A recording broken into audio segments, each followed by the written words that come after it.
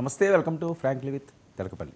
Latest political అప్డేట్స్పై మనతో పాటుగా సీనియర్ సంపాదకులు తెలకపల్లి రవి గారు సిద్ధంగా ఉన్నారు. రవి గారు నమస్తే సార్. నమస్తే వర్మ సార్, వీరమల్లు రియాక్షన్స్ ప్రపంచవ్యాప్తంగా సుమారు 3000 థియేటర్లో వీరమల్లు హరిహర వీరమల్లు వీరంగం చూపిస్తున్నారని.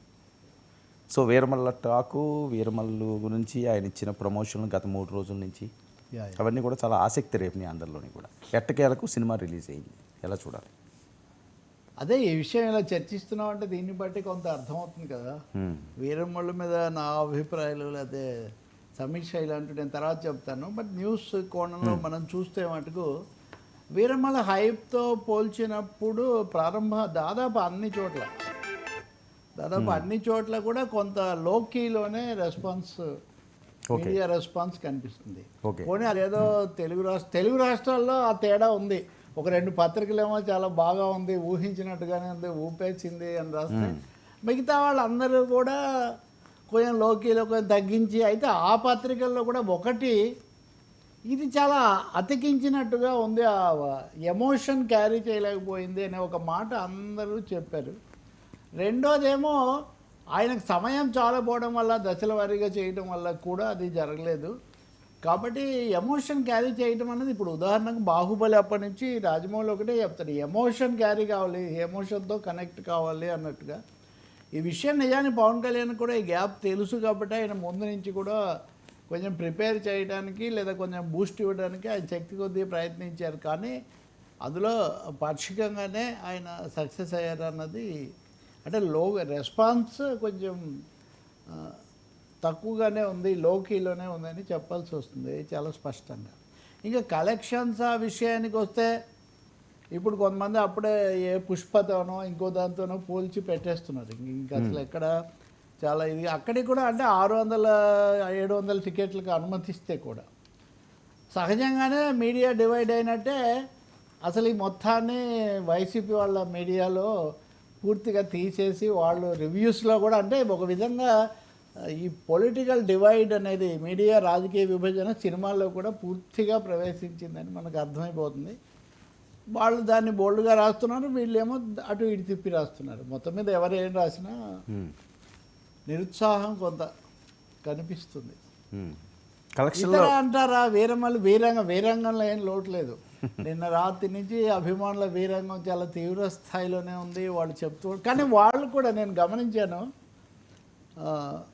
వాళ్ళు కూడా ఫస్ట్ హాఫ్ చాలా బాగుంది అని ఫస్ట్ హాఫ్ అని ఈ వీరంగంలో కూడా వాళ్ళు జాగ్రత్త తీసుకొని వాళ్ళు చెప్తున్నారు. దీన్ని బట్టి చూసినప్పుడు మామూలుగా సినిమాలు ఫస్ట్ హాఫ్ కొంత అలా నడిచినా సెకండ్ హాఫ్తో ప్రేక్షకులు బయటకు వచ్చేది సెకండ్ హాఫ్తో. కాబట్టి సెకండ్ హాఫ్ ఇప్పుడు బాహుబలి ఫార్ములానే తీసుకొని దీనికి సీక్వెల్ కూడా వీరమల్లు 2 అనేది కూడా ప్రకటించారు. నిజానికి బాహుబలిలో ఆ కట్టప్ప బాహుబలి ఎందుకు చంపాడు అనే ప్రశ్నతో మరో సీక్వెన్స్ ఉందని చెప్పి ఉండకపోతే ఆ మొదటి భాగం ఇంత సంచలనం అయిండేది అనేది కూడా ఒక పెద్ద ప్రశ్న. రెండో భాగం ఎక్కువ సంచలనం, దాని వసూళ్లలో కూడా.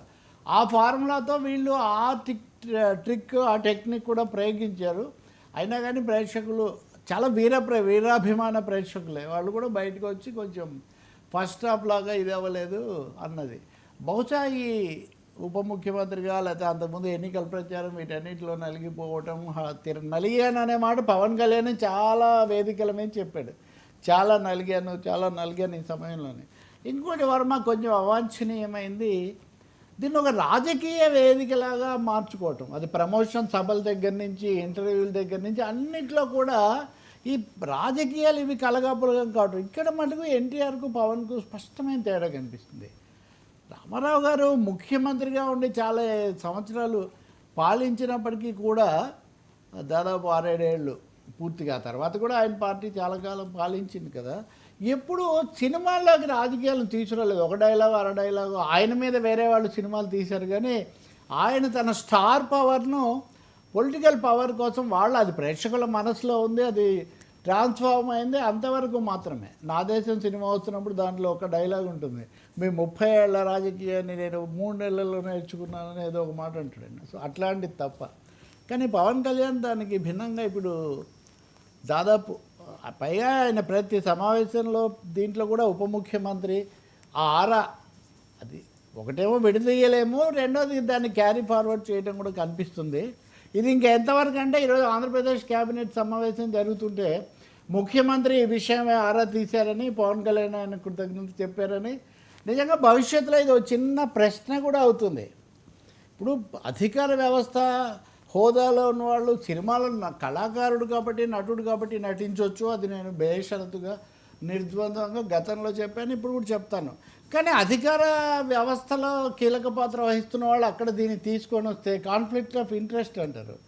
కాన్ఫ్లిక్ట్ ఆఫ్ ఇంట్రెస్ట్ రాదా అనే ప్రశ్న కూడా ఇక్కడ ఉత్పన్నమవుతుంది. ఎనీవే ఈరోజే విడుదలైంది కాబట్టి నేను రాజకీయ వ్యాఖ్యలు కూడా పెద్దగా చేయట్లేదు, ఎందుకంటే ఒకరోజైనా వాళ్ళకు పూర్తి ఇవ్వాలి కాబట్టి.